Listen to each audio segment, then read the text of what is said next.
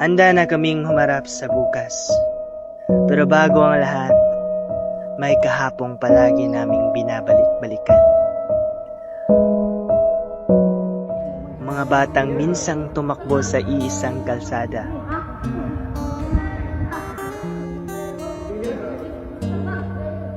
Mga pangarap na inukit namin sa isang punong mangga. Kasabay ng mga tawanan na hindi na mauulit.